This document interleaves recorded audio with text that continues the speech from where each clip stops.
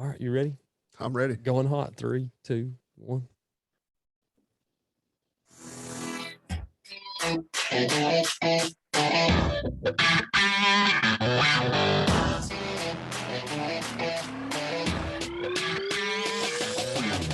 All right, everybody, Talk About It Outdoors live in the Wilson studio. I'm your host, Alex DeBoard. As always, Nick Wilson joining me in studio and live and in person. We got a great one set up for you tonight. It's been a long time coming, and man, I am jacked for this one. Y'all stick with us. Pull up a chair and sit a while.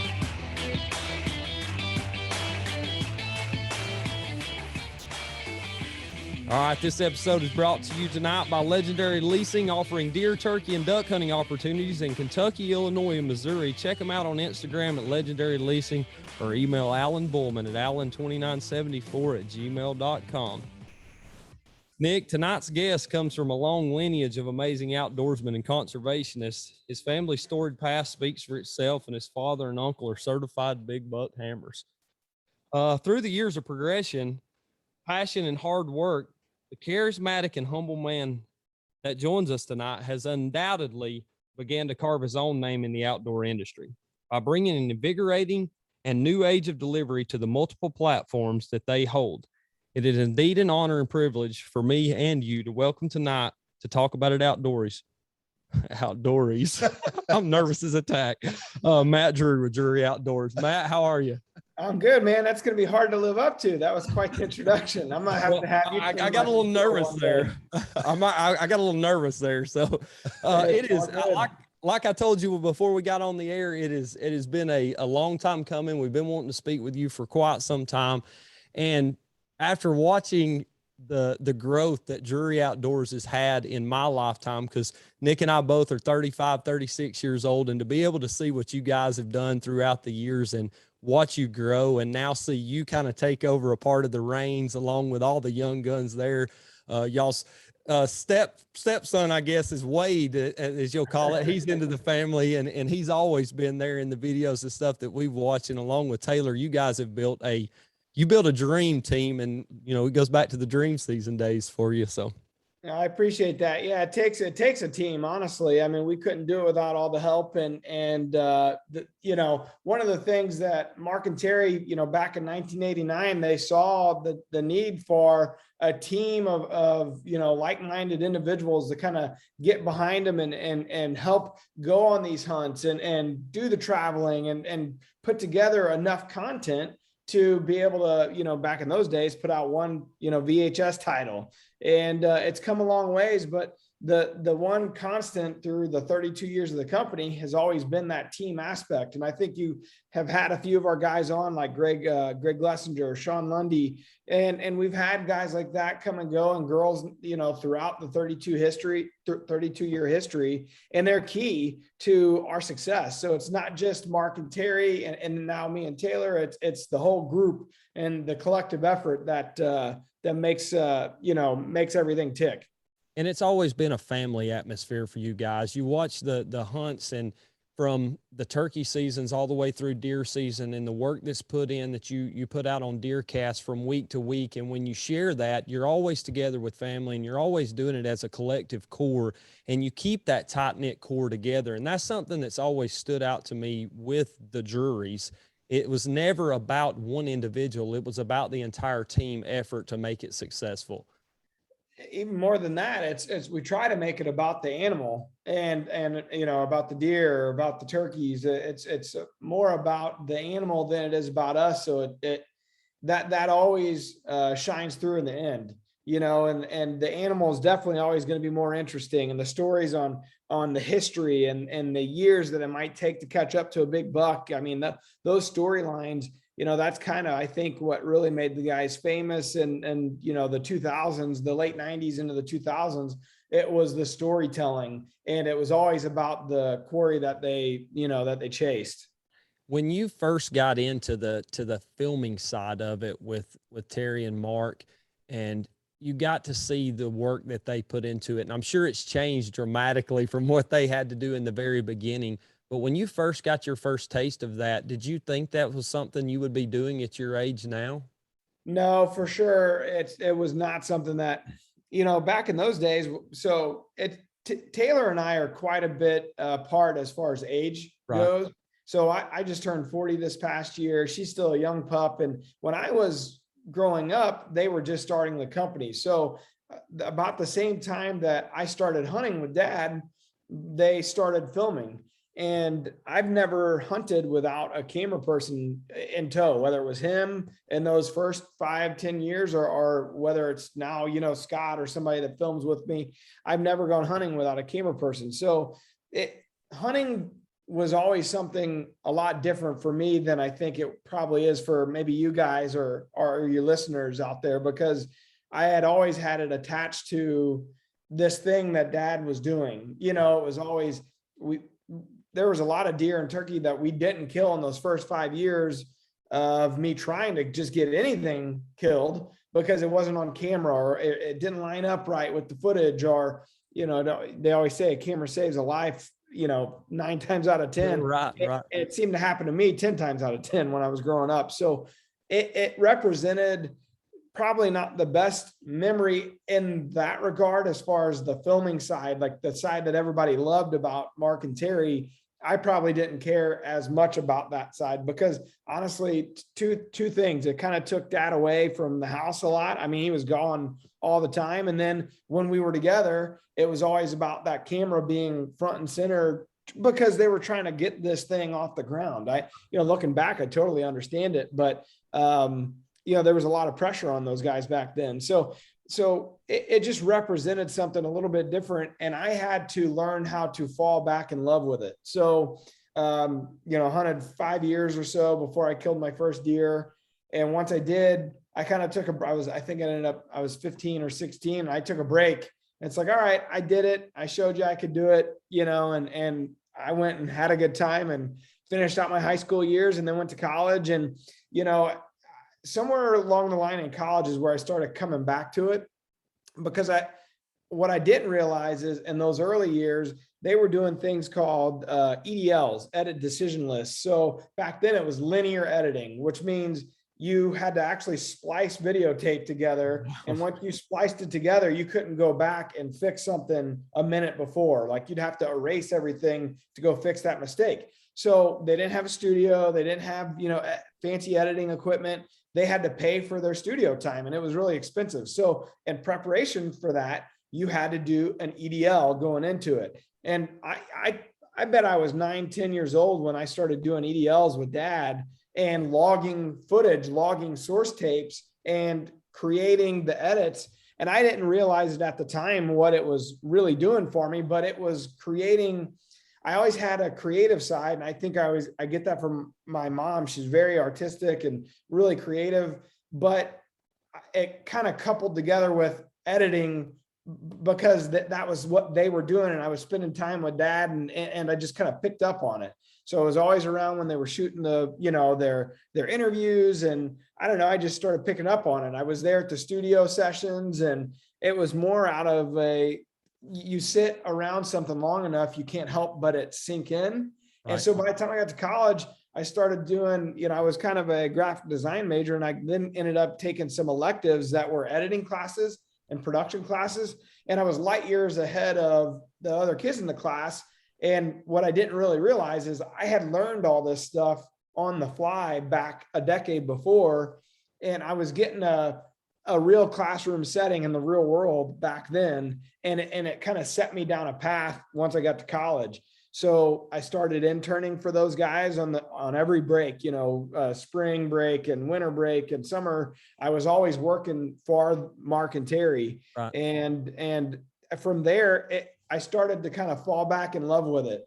And, they offered me a job. Mark offered me a job there my last break before I graduated. And it was probably another year. It was probably another 2 years before I hunted. So there was like a 10-year time span where I never hunted. I had filmed a little bit once when I was working for them in college, but that was it. So it took me a while to come back around to it. And I finally did, but I think you got to have it on your own terms. You got to be in love with it on your own terms. And it was never on my terms in the early years. And as a kid growing up, when you got a camera in your face every time, it just wasn't, I didn't want nothing to do with it, honestly, in the start. So it took me a long time to come back around to it. And this is a long-winded answer and a roundabout way of answering your question, but I finally did. And now I can't imagine not doing it. You know, I can't imagine not being outdoors, and the time that I spend afield is cherished more now than ever because I'm stuck in the office so much, or, you know, I live in the suburbs of St. Louis. Like I'm not out there as much as I would like to. So it's kind of come full circle where I'm trying to get out there. So the whole time you grew up around all that stuff, you never got nervous at any point being camera shy or anything, I'm assuming, right?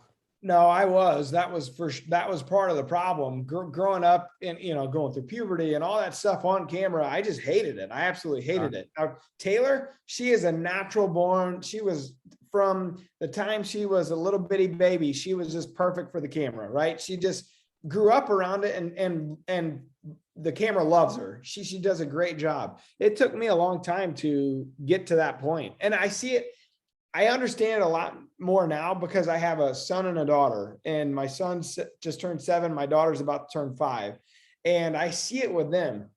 Every time I turn the camera on, he is as shy as it gets. My daughter, she's an actress, you know, so you either kind of have it or you don't have it. And I had to learn how to love that part of it too. What got you over that hurdle?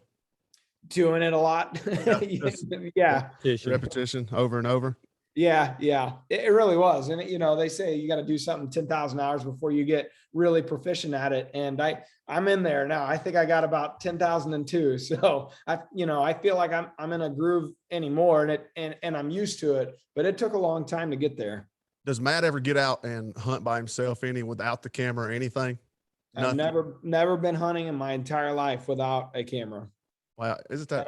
That is, well, to me, it's a very different and interesting concept for anyone that's out there that didn't get to grow up. You know, we have this depiction in our mind watching you grow up hunting that this is the greatest, you know, childhood that you could ever ask for. But you grew up in a different time when, I mean, it was basically like right around the same time we did. There was no social media. There was no recognition for what you were doing, and you had no grasp of what the outside world's view of you was, whether it was good, bad, or indifferent.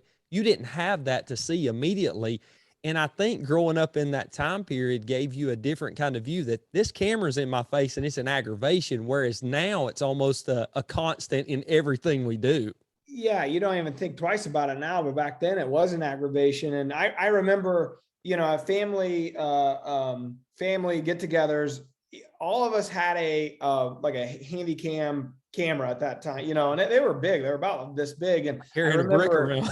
each family had one, and that was different. Like having that camera out, it was fun. And but these cameras that Mark and Terry would go hunting with, these AG 450s, I mean, these things were massive. And it was just, I don't know, man. It was just, I get it. Like I said, now I understand it. But back then it was something that I just felt like I didn't, you know, it was almost in the way, if that made sense. It was in the way of us enjoying this thing together. Because the other thing about it, back then, you got to understand, like the industry was just really in its infancy back then. They were creating it. They were part of a group that really, you know, was creating this thing that you see today. And so for them, I think they had a different persona on camera as well. So I remember them practicing over and over and over their deliveries and their, you know, what they were going to say. And because of editing and because of the way that they had to edit in that linear style, they'd try to do one take, you know, and it might be this long thing that they had written out, and they try to do it all at once. That might have taken them 50 times to get it on camera, you know. So like I said, just those early days, it was just kind of an aggravation, like you said. But the other thing that was tough about it, hunting was not the same back then as it is now. So we'd be lucky to see a deer, a doe, anything, you know.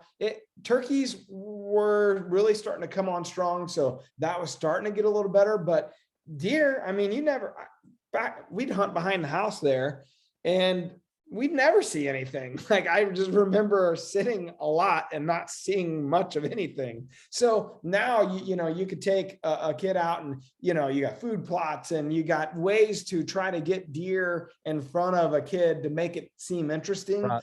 It may not be a big buck like you guys got on the wall there, but if it was a doe or a couple does, at least you're seeing something. We were, rarely seeing anything or having encounters. So you couple that with that aggravation of a camera, and to me, hunting in my childhood, it was just something that wasn't as enjoyable because the overall experience was different. Like I said, I had to kind of come back to it and fall in love with it at a much different period of my life and a much different period of the company's life. That is probably the most, I guess, eloquent way to have put it, that the camera was the aggravation to kind of hinder the enjoyment that you wanted to have with your dad. And we didn't have a camera stuck in our face growing up. We've been hunting since we were children, and going to the woods with my dad and stuff is still some of the most fondest memories that I have.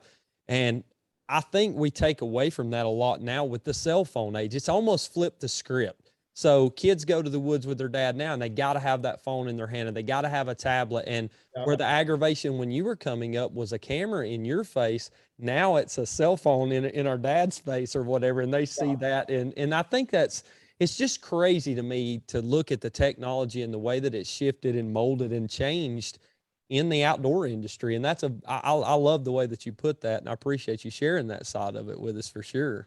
Yeah, it's just the reality of it. And it's, like I said, I wouldn't change it because it made me who I am now. And it's why I love hunting so much now, but I did have to come to terms. It had to be on my terms, and dad didn't pressure me. Once I killed that first deer, and I had killed a turkey or two as well before that, but it wasn't like he was pressuring me. It just was like, hey, you want to go hunting? And I'm like, nah, I'm good. And that was also the late 90s and early 2000s. That would have been the pinnacle of their rise from the VHS days where they were just selling VHS titles to, say, like your local rental shelf. That's how most guys used to get the tapes, were going to the local rental shelf and renting it.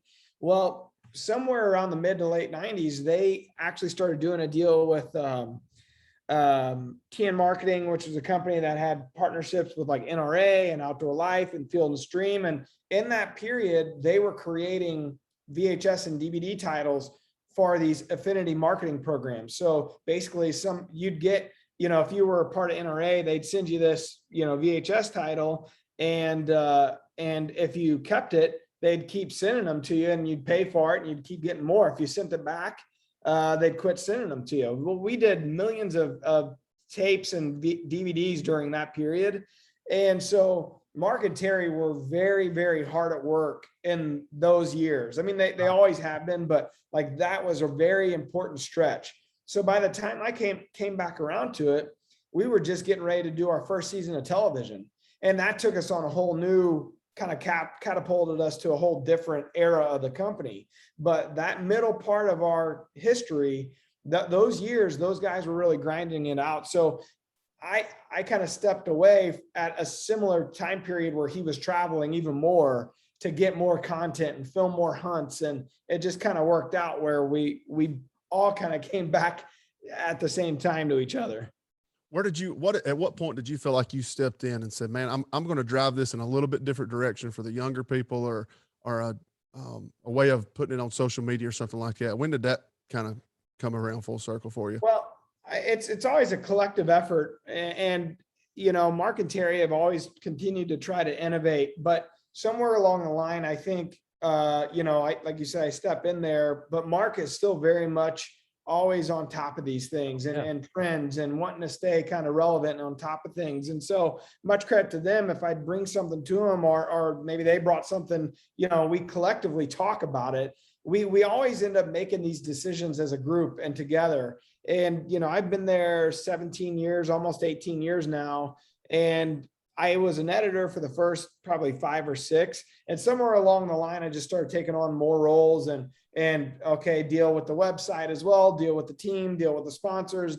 And then all of a sudden there wasn't much time for editing because there was all these other things. And I think we all recognized pretty early on that if we didn't jump on board to the social media platforms that were becoming available, especially Facebook, if we weren't going to be relevant there, we at some point we're not going to be relevant anymore. And so we kind of got a head start on a lot of the other people in the industry recognizing that and trying to build our following and audience there. And it's just, you got to treat it as one more viewer. You know, we have the TV audience. Well, we used to have the VHS audience. We used to then have DVDs, and then we had TV, and now we got TV and social. So there's always this evolution. And our goal is always to be the biggest and best and represent the outdoors in a ethical way that we can all be proud of, no matter where we're at. So if there's some new medium that pops up tomorrow, you can bet that we're going to look at it and look at it hard and see that we need to be there.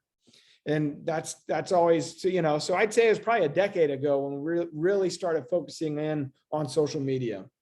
Now, when it comes to the social media aspect and I guess the whole scope of it, do you ever just want to turn it off? And yes. How do you get away from that? It's tough because, especially, you know, I mentioned my family and we're, you know, at a young age, it's tough because we know as a company the time of day that you need to be on there, when you need to post, and when things will, because that algorithm's a funny thing. I mean, you got to hit it at certain times and in certain ways, or else you're going to quickly kind of fall off the back of the bus there.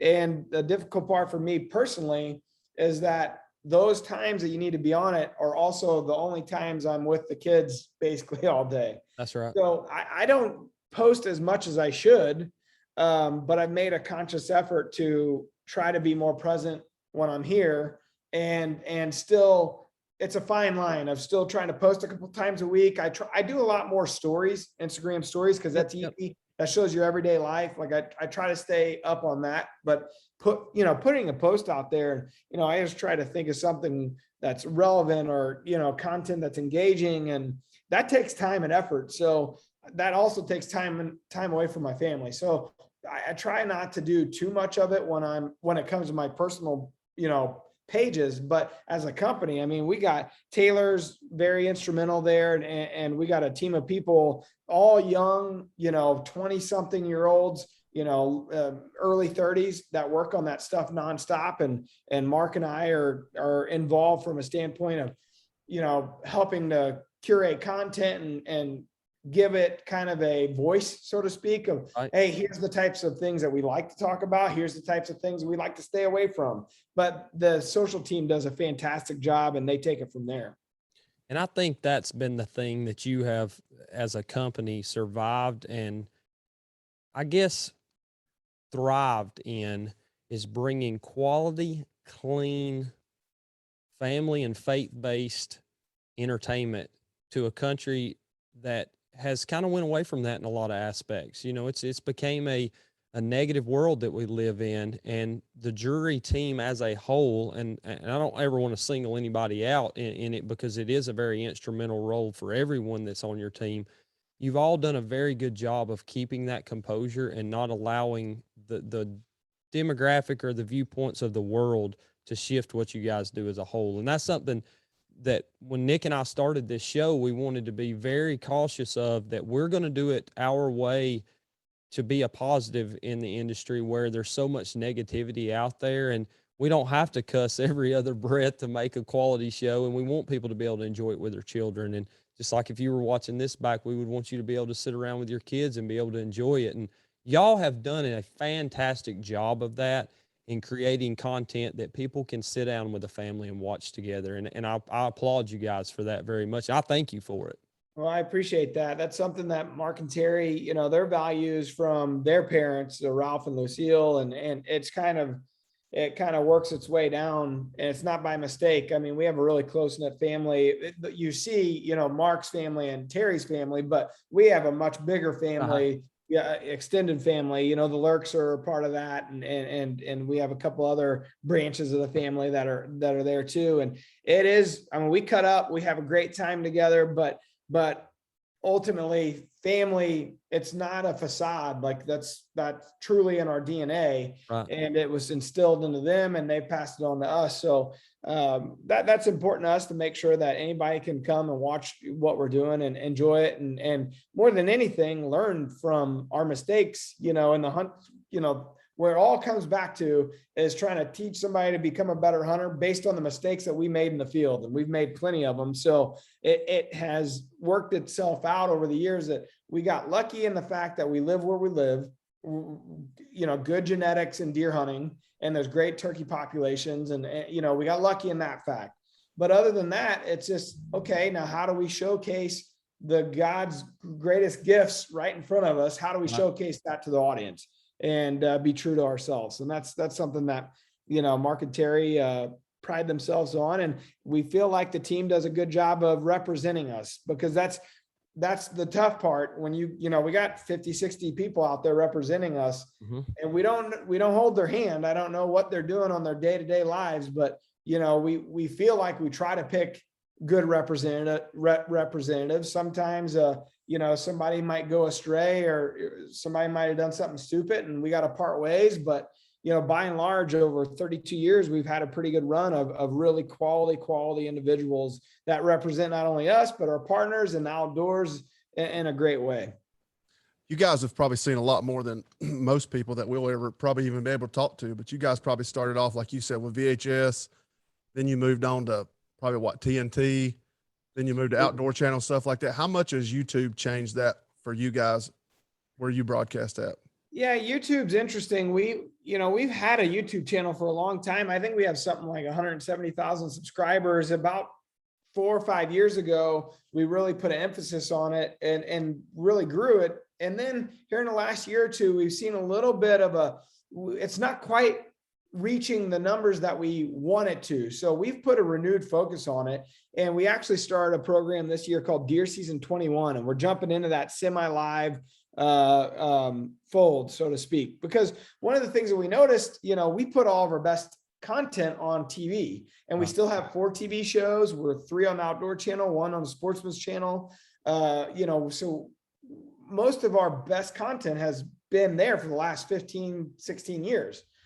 Well, we wanted to kind of change the way we thought about it, and maybe start on YouTube, start on DeerCast, and then work its way to television, because they're very different audiences. That's what we had to really find out. It's 2 different audiences. You guys may, I'm just saying for an example, say you watch it on only YouTube or only digital platforms, but say your dad watches everything on Outdoor Channel and Sportsman Channel or Pursuit or whatever.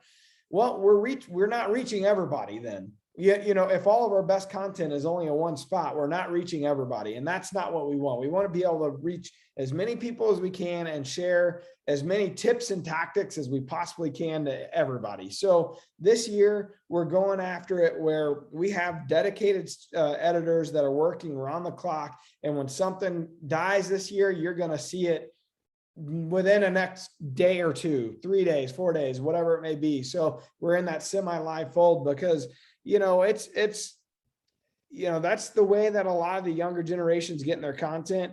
And I think there's a large group of people that, maybe it's the hunting public, or maybe it's meat eater, or maybe it's Midwest whitetails, the only thing they know. And they're like, those Drury guys, I don't know much about them, or maybe they've never heard of us and they only know about Taylor. You know what I mean? Because of social media. So we're reaching a whole group of people. And so we're going to focus on it this year. You're going to see the semi-live stuff, and then we're going to re-edit it and kind of work it as a television edit that'll hit TV next year, like always. So I think Deer Season 21, look out for this year. It's going to hit YouTube and DeerCast, and you'll see some teasers and previews that'll hit the social media channels, kind of telling you where to find that content.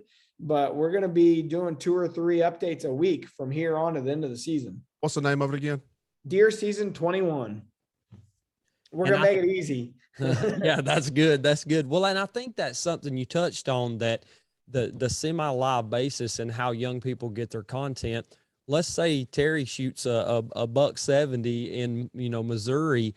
You guys take pictures of it. Somebody somewhere leaks a picture of that out to social media that night or even the next day. Well, it leaves I guess, a kind of hidden part to the story that before, when those pictures got out, back in the early days when email first came out, you know, it may have came out that Mark killed a giant buck somewhere and it would be emailed around. Well, you had to wait an entire year to see that story behind it. And what you build on with that is an ability to get the story in the correct manner out to people immediately. And it gives them that quick satisfaction. Because let's face it, the world we live in today, everybody wants instant gratification, a snap of a finger, those little 8-10 minute videos are what sells now. It's, you know, not the long production stuff. I myself love to sit down and watch the entire backstory. Let's say a Bigfoot. I think that was the deer that Mark was hunting years ago, or it may have been Terry. I'm not sure which one it was, but they hunted, that whole story went into it, and it was an entire episode for that. And then I got to see a little part of it on DOD TV on YouTube. And so that's what captivated me to go back and want to know the backstory behind it. So it all kind of ties together, but that instant gratification, that's the key to tap into immediately. It is. And I think you'll see, you know, as we go along, if there's a storyline that's like happening to Mark or Terry or one of us throughout the season, you're going to follow along with it through the season, you know, good, bad, or indifferent, however it's going to end up playing out, you're going to be able to follow along with it. So, you know, you're going to be able to get those little doses throughout the year, you know, every couple of days. And I think that's key. And the other thing we're going to try to do is it's not just going to be the cast from 13. So the Drury crew, it's also going to be some of the Bone Madness guys, some of the Critical Mass guys. Like, we're going to mix in some of the best content from the team that's coming in through the season. We're going to try to churn out some of that content. So I think it's going to be good. I think the audience is really going to, I think there's going to be a whole new audience that finds Drury Outdoors for the first time via YouTube. And ultimately, we hope that that also prompts some people to go check out DeerCast and see just what that tool is and what that can do for you. Because obviously we'll be talking about that stuff, you know, inside the video content as well. So we're excited. I think, you know, already we have 2 installments that are up. Austin Land, Taylor's husband, killed a 201-inch mule deer out in Utah. That episode was the first one that went up last week. And then they just launched an episode a couple days ago that was kind of like a preseason. Mark, you know, doing all this preseason prep with Perry and Wade. And I think Dustin Lynch even makes an appearance there. So it's cool. We're going to keep up to date with the guys throughout the season. I think the audience is going to love it. Are you going to be reaching out to anybody like that, maybe that shoots a good deer and has a good video quality of it, and putting in on it? They've been doing that with some of the Critical Mass stuff. They've been mixing in videos from people on there. So that's something I'd love to see you guys continue to do.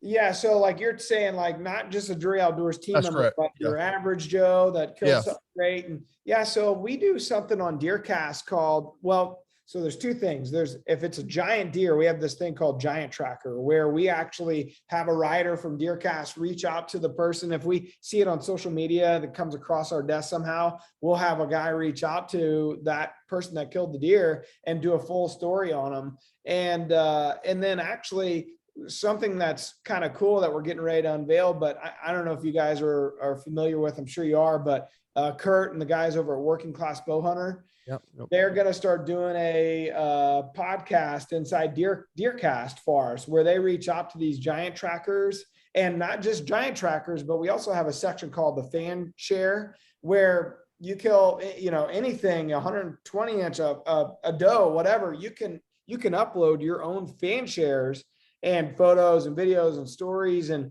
we're going to start looking through that content, and Kurt's going to start interviewing some of those people to be kind of highlighted and featured inside DeerCast and on the Working Class Bowhunter podcast. So it's pretty cool. You know, but you're exactly right. We want this thing to be all inclusive. It's not just the Drury team. It's, you know, there's so many great stories and great deer getting killed. I mean, it's really amazing across the country, just how many big deer are getting killed, or something crazy that happened. You see this stuff on social media now all the time. And that's maybe the one good part about social media is you can see these stories, something that you would have never, ever seen before, maybe unless it made, you know, North American Whitetail or, you know, one of those deer and deer hunting type magazines. But now with the way technology is, we could share those stories immediately. So we're going to sure try and include anybody and everybody. Well, I know that we listened to the Outdoor Drive podcast that Working Class was on recently, and Trevor and Steven are some friends of ours, and they do a great job of that show. And they interviewed the Working Class guys, and they announced that on there. And Kurt gave, a little bit of a tidbit of information about it and kind of alluded to the fact that he was going to be working on that with you guys. So, kudos to you guys and them both for doing that. That's going to be a great thing that a lot of people are going to enjoy listening to, especially through the DeerCast. The best show you guys have got, though, hands down, is Critical Mass. I mean, I love it. That is my favorite show because it introduced me to the Steve Francis, to the Sean Lundys. It gave me an insight into guys that are just like us, and it gave a piece of, motivation to some of the people that were scared to try to film or scared to try to get out in the woods, and it gave them that little bit of confidence that these are just regular guys. They're the Drurys as a whole is a larger than life a cast, and it's always been, that pinnacle point at the top of the list. With Mark and Terry have been at the top of the list for so many years, and they've done such great things for the industry. And now they're kind of giving back along with you and able to put those guys that are, smaller, not maybe scared to get in front of a camera, but they're kind of shy of it and they don't really know how to do it. And they get an understanding through Critical Mass, and it gives them an opportunity to really, hey, I can do this. And I can, if you put your mind to it, and it follows the whole story. And Steve Francis I think he's from Alabama. He's right next door to us here in Georgia. And for him to go out and I'm telling you, he thumps on some big deer every single year, and he does great with his content. So it's a cool thing to see. That's my favorite show that you guys do. I've watched every episode of it since day one. It's my favorite. So awesome. Well, I appreciate that. Yeah, that Critical Mass is a fun show. Like when Mark and I, because we proof every episode that comes out of our studio, and 13, we try to make them all different. So 13's, obviously Mark and Terry and our content and that kind of informational side. Bow Madness is this adventure, could be elk, mule deer, whitetail, whatever. It's kind of this cast of the Drury Outdoors guys that have been with us for the longest. But Critical Mass is like this younger, fun, electric, it's not about the biggest deer always. It's about a good time and going all across the country. And I don't know, when we sit and watch and proof that show, to me, that 30 minutes flies by the quickest. Yep. And it just I always end the episode smiling. It makes me feel good at the end of the episode every time. And that show is just really entertaining. And I think the cast does a really good job there, and this year we got some new people on it, Bryson and Tiffany Thornton, and, like you said, the Sean Lundys of the world. And there was Mark Beck was new last year. So we're always trying to bring in some new faces and keep it fresh. And I think that's why, somebody like you gravitates towards it, because it's a little more relatable for guys like us. You know what I mean? You don't have to kill, Sean Lundy's never killed a monster in his life, but he loves shooting any deer he can get. That dude is a hammer when he loves it. He does. And it's relatable to a lot of people, and it's just him being him. That's just his true, honest self. And I think that's, being able to give a platform, because that's the tough part. I mean, anybody can do a show in the outdoors, but to have that type of platform where, because our time slots are good, because we got a built-in history with the company, the network knows that if we put something out that's not going to be a gamble necessarily, they can count on us to deliver. And so by giving the platform to then these other guys to go out and succeed, I think it's good for everybody involved. They do a great job, and hopefully we can portray their seasons in a great way for them. Tell us about DeerCast. What's the new big phase for DeerCast? I know you and I had kind of talked earlier this year about what may be coming for it, and I got something I got to tell you. I told Greg Glessinger this when we talked. I was hoping you was going to tell him, because I hope he don't bring it up. I'm waiting. I'm going to wait and let him tell us what's new for DeerCast, and then I'll throw it to him. You're going to be a little disappointed because it's so new that we're so excited about it, but it has to be right. It has to be perfect before we launch it to 1 million plus people. Right. And it's just not, I mean, we could launch it, but it's not up to our standards. And we want to make sure that when you get in there and you see these updates, that it's not a bad experience for you. So we're quietly testing it this fall, and I can't get into I hope it's exactly what he's about to say that he wants. So we talked with Greg, and DeerCast is something. I've got 35 different apps on my phone for deer hunting. I've got, I run a hunt stand, I run DeerCast, I'll run all my trail camera photos and everything else. And we spoke with Greg about this, that wouldn't it be amazing to be able to go to a DeerCast platform and use that, but also have maps built into it and have a mapping system inside of it that would overlay data. So what's happening in Missouri may not be happening in North Georgia. What's happening in Iowa may not be happening in Kentucky. And when I go to that map, to have a clear and concise data of what's going on in my area, that's one thing that was big for us to kind of bring up. That's the one thing, if you guys could do, I'll delete every app I got on my phone but DeerCast. That's the holy grail, right? Like combining all those apps into one. Yes. And Yes. I think one day the technology is amazing, and OnX is a great partner of ours, but all those companies, they do a great job. Like there are a lot of good apps out there. Yeah. When we entered into the space back in 2018, there's just a couple, Hunt Stand, I think, was one of the major players back then, and OnX was really getting rolling, and it's come a long way. There's a lot of good apps. So I think the pressure is on to make sure if we ever dipped our toe into any of those waters, that it stood up to what people expect out there. And that would definitely be an ideal scenario one day, to have everything into one app and be a one-stop shop for you. But, make no mistake about it, I don't think we'll ever be as good as an OnX. They just, the way that you go into the detail on that app is just unbelievable. And I know there's a lot of others out there, but I think there's going to be a time and a place where DeerCast can be, they hit the Western guy so well, and there's so many different apps that hit every kind of hunter. We're focused on the deer hunter, man. DeerCast. That's right. That's where we want to be, and that's what our home needs to be. And we want to stay in our lane. So I think one day you'll see us try to continue to build up DeerCast in a way that's going to help all deer hunters out there. He's saying there's a chance. You're saying there's a chance. Yeah, that's awesome. Well, I know that when DeerCast first came onto the scene for me, the biggest benefit of it to any novice or new hunter is the educational and tutorial videos that get put into it, where they walk you through how to use those little icons or how to read pressure. What does high barometric pressure do for me? What does hunting in a low system do for me? And explaining that and being able to detail that information was the most crucial feature of DeerCast. It's all great and good to have this information, but if you don't know what to do with it, you're really shooting yourself in the foot. I'm so thankful that you said it in the way you said it, because there's so many people. The beauty of it is, that commercial where they hit the easy button. That's right. Yeah. You wish you had the easy button. That's right. DeerCast can certainly be that for you, because it kind of breaks it in a basic way. Hey, it's going to be great. It's going to be good. It's going to be poor. It's going to be bad, or whatever.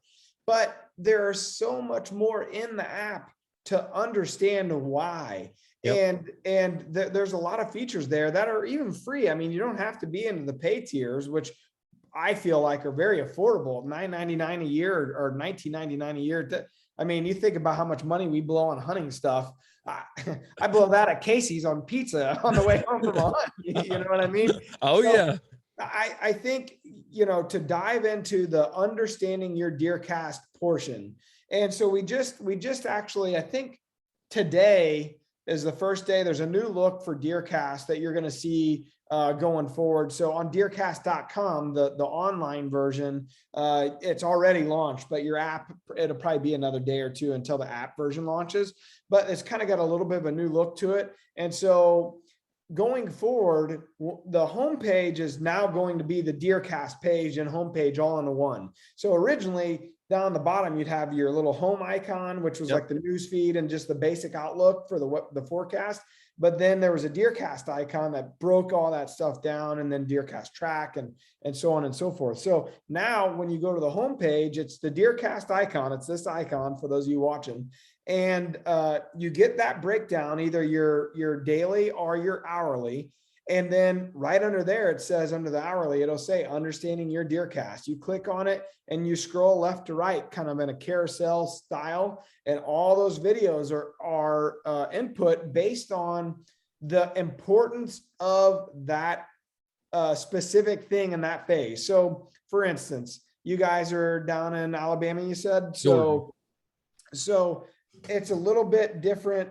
Obviously there could be the ruts down there or depending on where you're at in the state can be way different, but you can change your peak estrus to represent what the rut is in your area. So we try to do our best and kind of pick general dates for general areas, but I would recommend anybody to go into their peak estrus and click it. And so say, in Missouri and most of the Midwest, it's a November 14th is what we have it set on, peak estrus. That's the day where most of the deer are locked down with a doe in that mating cycle. All right. That's the peak. That's like when you really don't see anything. That's the peak of them being locked down. So for your area, I don't know, that may be freaking January. I don't know, it's great, to down there in the southern tip of Alabama. I know it's like we're in Georgia. We're in Georgia, North Georgia. Oh, Georgia. Don't put us in the same box as Steve. He's gonna love us now. Yeah, so you're right. So Georgia's not as bad, but you get down to Alabama, Florida, Mississippi, like those dates really change. Awful. Well, the whole point of DeerCast is for you to be able to change your peak estrus date. And so if you don't know it, you can ask like a local conservation agent or, ask your buddies what they feel like that peak date is. You change the date. What that does is it slides the entire scale of the phases to match your area. So that's one of I think the misunderstanding that a lot of people has, like, DeerCast is just for Mark and Terry's farm. And it's just, what they see, but that's not really the case, because we feel like over time we've observed deer moving in just about every place you can observe a deer move, and weather is a major factor for that. We can't say what kind of intrusion or what kind of neighbors you have, or if dogs run through we can't account for that. But what we can account for is the weather variables that make deer move. And this is based off of 70 combined years of those guys looking at this data or sitting in the stand. You got to understand they're out there 4 months out of the year paying attention to this stuff. And when trail cameras really became popular, say a decade or so ago, it really put 2 and 2 together for them. And they really started to understand what they were missing that evening. The overnight movement was, back then, if you didn't see anything in the day, you just said they just didn't move today. That's right. You didn't know how well they moved at night. So it really allowed them to put all these things together and understand that deer movement. So going back to peak estrus, we've broke down the season to these 13 phases. That's what the show 13 is about. And we feel like weather variables, deer react differently in different parts of the phases. And it doesn't have to be just a Midwestern deer. It doesn't have to be a public deer. It's just deer. These are just deer move based on these patterns. And so if you check your peak estrus date and you move it to what it is in your area, it will slide that whole phase scale to be lined up to what our phases are. So phase 1, might move a whole month for you, a month later for you than it is for us based on that peak estrus. But the reason why all that's important is because the phase, this is how the whole, this is the basis of the algorithm, that the prediction that it's pumping out. So then at that point, you're hunting, you set your location, you set your peak estrus, and the weather variables, the deer react differently to those weather variables in different parts of the phases. Right. So in phase 1, cloud cover might be a positive for you, whereas in the late season, cloudy, dreary day kind of sucks. You know what I mean? So early season, because it's so hot, you get cloud cover in, that might make them get up on their feet and really get moving. So we've accounted for all those things. And when you go to your understanding DeerCast, you look at it And we break down each weather variable for that phase and tell you why it's important. So if clouds are rolling in and we say phase 1, that's important. Well, that's going to be the first video you see in understanding your deer cast. And Mark and Terry are trying to help give you the information that they've learned over these 70 combined years. And then you can start looking at the weather variables yourself and decide if your deer are reacting the same way or not, that they're giving you the tools to try to put all this information together and ultimately just become a better hunter, become more efficient with your time. And that's really the basis for deer cast, becoming more efficient with your time and understanding deer hunting just a little bit better. It's almost a one-stop shop for the educational purpose for anybody that wants to get into deer hunting. If you're not in the knowledge basis for deer hunting and you're new to it and you don't have that app, you're really selling yourself short. And we get a lot of comments from hunter's ed teachers that use it for their classes. I'm sure. And it's not just for that reason, but DeerCast Track, which is another portion of the app, you can move a reticle across this 2D deer and peel away the entire outside layer and see all the organs, all the vitals. And then when you place that reticle where you feel like you hit the deer, it'll populate from a couple hundred videos that we have of different hits all across the body on a deer. And then 4 expert trackers will tell you what you hit, what kind of blood you need to look for, what kind of wait time you need to leave that deer. I mean, it's for a new hunter and even an experienced hunter. Oh, I mean, most experienced hunter, it's so valuable to be able to just look at that. Even while you're sitting in a stand and say nothing's moving, you're looking at this and trying to find out, okay, if I hit him here, what would happen? If I hit him there, what would happen? Quartering to, quartering away, what does that do to my shot? And it's just an educational tool that I can 100% say that there is not another tool out there that on that DeerCast Track. I mean, it's such an undervalued thing. There's not another tool out there in the world that can give you that much information in the palm of your hand as DeerCast Track can. It's like it's its own app, right, but it's built into all these other great functions and features. So it's that alone is worth it, especially if you've hit a deer and you're just not quite sure. You always got a buddy that you call or text and ask for advice. Well, here's one more thing that you can go look at and say, oh, okay, here's what they said. You know, this might help me in my opinion on how I'm going to go track this deer. To me, that's been the biggest help, the learning of the weather. I mean, we hear about the high pressure, low pressure, the weather phases and going through the 13 phases. And you made a key point there, the way cloud cover affects early season, it's cooling it off sooner. So the deer are going to be moving sooner in the evenings.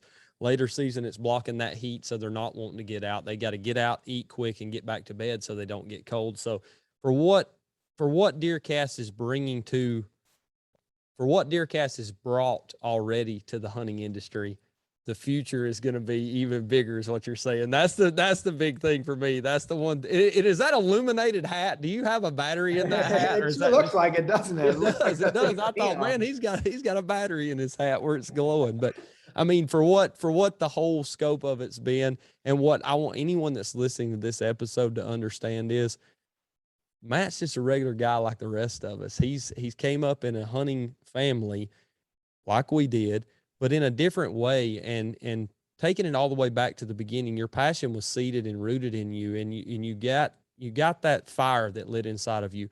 Now, as we all do through our teenage years, we try to find ourselves, and we're diminishing, but we always go back to what the root cause of everything we grew up. You know, for you, it's been the hunting industry and your faith in your family, and that's one thing that I've always applauded you guys. Like I said earlier, that's a big thing for me. And to see you carrying on to this next generation of hunter the way that you do, man, hats off to you. You got a couple of mid-30-year-old guys here that are right in the same range as you, so we're cheering you on. I appreciate it. It's I know this. I got a long ways to go because that's one of the things that in the last 5 years I've learned a lot hunting. I got a lease there, kind of about an hour, 20 minutes away from my house. So I spend most of my time there at the lease when I do get to hunt. When I started, it was always with Dad, and it was kind of you know, as I'm sure you guys can relate, when you're hunting with your dad, it's just like you kind of hunt his way, his style. That's right. But once you kind of start going off on your own and getting a feel for the way you want to do it, and start putting together a plan of attack, and plant this because you had a hunch that this is where it needed to go, or a stand needs to go here, place the camera there. Those are all things that, you know, I'm learning every day, and have a long way to go here to ever be on the level that those guys are on. But I kind of take solace in the fact that when I look back at it, when they started the company, Mark was 23, 24, Terry was 33, 34. They didn't really start hitting their stride until their 40s, you know, Right. 50s. So I'm not too far behind. They made it difficult because they're so good at it, but I always got to put it in perspective. I got plenty of time to keep learning and honing in on this thing we call hunting. Well, since you brought your dad up, I knew when Alex had told me that he'd got in contact with you. I wanted to share this quick story real quick. So several years ago, I had came home from Illinois from a trip that I was on, and I wasn't successful. And I came home, and always around hunting season, I'm locked to the TV. I'm always watching hunting shows. And I wish I could remember the year it was, but I was watching your dad hunt, and there was this buck that come out in the field. And as it come out in the field, it started walking away. And he said, once it walks away, I'm going to rattle. And he said, I don't never like to rattle when a deer can see me. He said, I like for him to get away. So as that deer got around the corner, he rattled and it came back in, he shot it. The very next morning, I got up and went and hunted a piece of property I had, and I had a deer come in. It was a small buck. Well, I missed it with my bow, and it just took a couple steps and it went down the hill. And I remembered, and I just happened to have that old rattle bag with me. And that deer walked off that hill out of sight, and I hit that rattle bag and it came right back up there, and I shot it and killed it. That's awesome, man. That's no joke, man. Yep. And that's been several years That's ago. been several. I actually got the deer right over there on that stand. So I remember you talking about that, but I'd never heard that story. Yeah. That you'd learned that from I sure did, man. Mark. That's pretty cool. No, Terry. Oh, it was Yeah. Terry. Yeah, yeah, Oh, yeah. yeah. But That's awesome. I'll share that with him. And that's the thing. I think, you know, Mark's always been known as that big buck killer, and he's got ice running through his veins. But I think a lot of people can relate to Terry in a lot of respects, because it's not always, he's had some, you know, hits and misses, and, you know, it's not always automatic with him. Yeah. And I don't think people know this, but he's left-handed, but he's right eye dominant. And that shooting a bow like that, it's always kind of played heck with him. And so, you know, I think people relate to Dad in a lot of ways, because he's not always killed the biggest deer. He's not always, you know, he's not always had the easiest way when a deer comes in, but you can always get behind him when he finally succeeds, and you feel good for him and about him. And he's just really relatable. And not that Mark isn't. Mark's just, he's so talented. He's almost at this next level. You know what I mean? It's hard for a lot of people it's hard to aspire to be that good, because he is that good. But Terry, it's like, I can relate to Terry. Yeah, You know what I mean? He's like an uncle that you go to deer camp with and sit around. Oh, he's the fun uncle, believe me. I do got a question. I was going to lead into that with me telling you that story. Do you have a favorite hunt with your dad? You know, there's a couple that come to mind throughout the kind of history of the company. The first one would have been when I finally did kill a deer. And it was, like I said, 4, 5, 6 years of hunting, you know, of never really even having a good opportunity. And we finally connected over Pike County, Illinois. And I shot one with my bow. I was 15 years old. It was right there, right before dark. And it was on the first Dream Season title ever. It was a VHS title at that time. And I'll never forget it. We go back to camp, we get Tad Brown, who's a good friend of ours, and Mike Joggers, who's a good friend of ours. They help us recover the deer. Starts kind of raining, you know. At the end of the night, we went to a Pizza Hut there, and I'm trying Pittsfield, and we sat and we told stories, and, you know, they had a couple beers and I had some sodas, and, you know, we just enjoyed. I felt like I was one of the guys, you know what I mean? And I accomplished something that Dad and he was proud, and I was proud of myself that I could just do it, frankly. And that's the first good memory of hunting that I have. And then kind of fast forwarding, the biggest deer I ever killed was about 3 or 4 years ago. And it was, I think, the year that he fell from the tree stand, and he wasn't out hunting much. And he was just, we were just happy that he was with us. You know what I mean? And we got really lucky, and we kill that deer and go recover it together, and just celebrating the biggest deer of my life, and one of the biggest deer ever killed on the farm. And it was just a real happy moment for the two of us together. And just those are the moments that I can't imagine, now more and more, I'm not in hunting camp with him as much, because I'm hunting my own dirt, and we're not really proximity wise very close to each other. But those memories are always the most cherished that I have. And now today, like 2 years ago, I killed a deer, and I got to take my son up and do the photo shoot, and we enjoyed the day together. And it's just like, all right, I've kind of been under his wing for so long, and now it's time for me to put my son and daughter under mine, and start our own new memories. And so it's kind of like, all right, I get it. It's passing of the baton, and it's my turn now. That's awesome, man. Hey, I always end with a few questions. I actually got more than I usually just ask two, but I want to ask you a few more real quick. Turkey hunting or deer hunting? Turkey. Oh God, that's the whole family. That's how it started. Almighty. Here I we knew go. that was good. Here comes another. It's not even close either. I mean, I love deer hunting, and I love I get jacked up, when I shoot a deer. But turkey hunting is such a social tradition for us. There's nothing like it in our family. I mean, that is our beginning, and I can never describe that feeling to somebody that's never turkey hunting. Like, it's just, they don't understand it. I have a hard time explaining it, but there's something about hearing that gobble or that spit and drumming, like, 5 yards from you, and you can't see the bird. Like, it's the most intense moment. You can't move, your ground level, I mean, it's just, that's hard to beat, man. Hey, real quick, and we don't have to go into this long rabbit hole, but I know I've heard a couple of recent podcasts with Mark talking about it, and the turkey decline across the United States, basically. What's your take on that?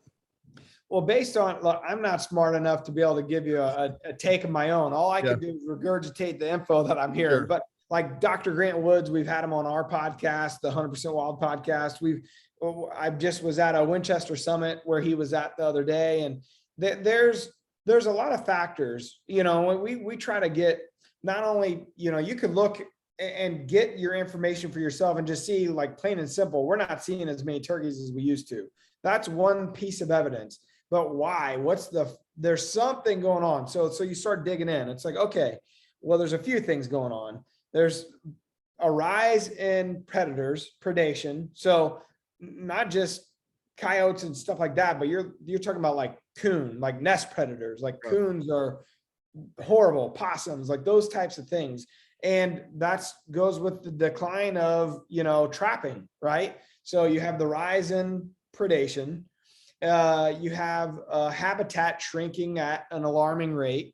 And then one of the things that Dr. Grant and Mark and Dr. Aaron Gaines out of the Analogics camp have started to talk about are neonics. And it's the seeds that we're planting for corn and beans and all these seeds that are, have this coating on them. They're there that coating kills, pests, the insects and all these types of things. Well, that could be, it's very early on, and there's some studies on it, but there's not enough yet. But it's looking like that could be a factor as well. How much or how little, we don't know yet. But basically, you think about it, it's killing off all the insects. And what's eating those insects? Turkeys, right? Well, what else are the turkeys eating? Well, if you've ever watched a planter come through in the spring, you see all those turkeys out in those fields picking. They're eating that stuff. So it's a concern, and we talked about on our podcast, and we put a post out there on social media, and we kind of got hammered a little bit from the farming community, and we're not placing blame on them. Like, that's what everybody uses, right? That's what's available to them. And but there is some concern there. And over in Europe, they've actually banned a lot of that stuff because it was killing the honeybee population. Yep. You know, and you hear about that. So there's something to it. And I think, with people like Dr. Grant on the case, I think we're going to hear a lot more about it in the future. And there's going to be more studies done on it. But I think there's a lot to be concerned about. And if we don't act, we could be in a scenario where we're back to these low populations all over. And I've seen something out there where people were blaming shows like The Hunting Public and even like Mark and the Turkey Tour. That's a whack, that's a really whack take on it. Like these guys are killing a limit, in a bunch of different states. It's not like they're killing thousands of birds. You know what I mean? It's just I think that's a lame way out, so to speak. That's right. That's right. It is. And it's a way that people divide the hunting community. And that's it, these negative, just, it grates at me. I won't get started on it, but these people that bash people online when they, you got a 14-year-old kid that goes out and kills a 4-pointer for his first deer, and people bash that kid for, he shouldn't be doing that. When I killed my first deer, it was a 6-pointer that wouldn't have weighed 100 pounds total weight. And I was the happiest kid in the world. Oh, yeah. And if I add the bubble busting in I don't know, I won't go down that rabbit hole, but it's sad. I mean, and that's the difference that you guys do a very good job about boasting up anyone that does it for their way. And you made a key point a minute ago about the memories that you're making. And we always say on the show when we end it, don't forget to mount the memories. And these deer heads on the wall right here, yeah, that's a great thing to look at. But Nick can look at both of these deer and he can go right back to the moment that he was at, and he mounted that memory. He didn't mount a deer. That's a memory he took. So that's right. That's the best way to look at it. You say something happens, you have a fire or whatever, that stuff, that's gone, but you can't take it away from here, from your mind. And that's the beauty of it. So I think people, it's tough because social media allows a lot of people to have a voice, which is great, but you also have to understand, like, I always try to think about it like, okay, this guy reminds me of somebody I knew one time in my, former life. And I have an opinion about that person because I formed it by knowing them in person. And maybe this person was a little bit crazy. Well, now this person can speak to millions of people. You know what I mean? That's the thing with social media. Before they could never, the crazies couldn't get together. Now the crazies can. And the crazy always rises to the top, meaning like, that's what always stands out, because you're just like, holy cow, like, how could somebody be this out there? Well, there's a lot of people that are just this out there, and you got to ignore it. And so like on our platforms, we don't really tolerate much of that. Like I'm all for people voicing concerns or opinions, but the cussing or the bashing, or we just ban them. Like there's no room for it. Yep. We don't need you. You know what I mean? I'm not that hard up to have a follower to listen to your BS. So I love it. I love that take on it, because that's how we are. I mean, I'm sorry, we're here to be a positive influence and taking notes of what you guys have done for 30 plus years. That's the beauty of it. And that's what hey, if you don't like it, don't listen. There's 1,000 other podcasts you can listen to. And if you weed those people out and you keep weeding them out as time progresses, all of a sudden, before you look at it, you got a really positive community. That's really what DeerCast is. Like it's rare when you see a negative comment in DeerCast. And that's what we've tried to create in there, is a positive community for people to get together and share deer hunting stories, turkey hunting stories. And that's what it's been, man. So I think there's places out there for us. You just got to look for them. That's right. Well, just like I told you a second ago, and you've got more advice from two of the best people in the industry that could possibly give you advice. But is there one piece of advice that they've always given you or always shown you that you've taken with you and used every day of your life, or even just in outdoors? Yeah, I think the advice that they've given me, like you said, there's more little things that I can take, and put together and try to be a better hunter. But the better advice is life advice. That's right. That's right. And one of the best things that I ever was taught, two things. If you don't know the answer, don't say you know the answer and give an answer. If you don't know the answer, just say, you know what, let me check on that and get back to you. That's right. That's number one. And number two is answer the bell. And what that means is, I don't care what you did the night before, but you better be here and you better be early. And so those things can benefit you no matter what you do in life, whether you're hunting, whether you're at work, whether it's with your family, whatever. Those things can benefit you in life. And answer the bell is one that I've it really stuck with me, especially when I was a young 20-year-old starting to work for them at trade shows. That's a good piece of advice. And like you said, anybody that's listening to this or watches your stuff can go to DeerCast and get those extra tips, just like I got from watching your dad hunt before. And, and I'm sure your dad I'm sure he's beyond blessed with what he's been able to do for people.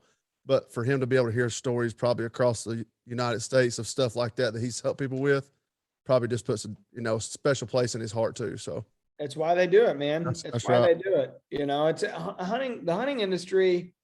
They didn't get in it. The industry didn't really exist when they got in it. So that's not why they got in it. And, that's something that I think gets lost on today's generation. It's like, oh man, Mark and Terry are hunting all these acres and all these big deer, and they got everything they could ever ask for and big sponsors. It didn't start that way. They had to work to get to that. You see my daughter here. Well, She's coming to visit. I just got one final question for you, man. What are you most thankful for? And she's probably right there in your arms. There's no doubt. Most thankful for the family. Yeah. And it's not just my wife and my kids, but the family, Mark, Terry, my grandma, grandpa, like family is what our whole bond is. That's how we've created what we've created. And that's the key. That's the key to any success. Man, I'll let Alex finish up, but I just want to say thank you so much for coming on and spending the time. I know you got to go get back with the kids before it's time to go to bed. So thank you. That's right. No, thank you, man. I appreciate it. Sir. Matt, like I said at the beginning of the show, for you to take your time away from your family, and spend it with us for the last hour, it's been a humbling experience, to say the least, and we can't thank you enough for that opportunity. And we look forward to seeing y'all's continued success, and maybe we can get up with you down the road again for sure. That's right. I look forward to it. I really appreciate you guys taking the time to talk to me today, and I hope that you follow along with Deer Season 21, because it's going to be a wild ride. Hey, everybody, you better follow along. The man just spoke. So, Matt Drury, thanks for coming on and being with us tonight, and we'll be talking to you soon. See you, man. Thank you, guys. Be safe thank this you. year. Yes, sir. Y'all too. Good luck. All right. Bye-bye. Bye-bye. Bye-bye, little miss.